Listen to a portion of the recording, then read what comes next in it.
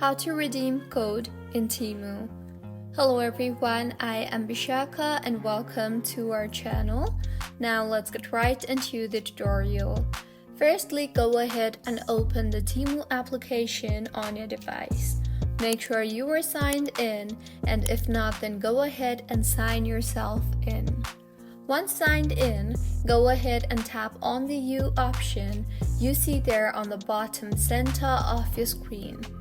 You will then see the option for coupons and offers. Tap on that and further go ahead and tap on the enter coupon code text box and go ahead and enter the coupon sent to you.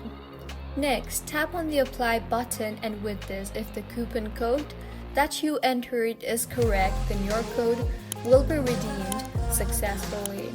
So this is how you can redeem code on Temu. If you find this tutorial helpful, please like the video and do subscribe to our channel Lock and Shines for similar helpful tutorials. See you on the next one.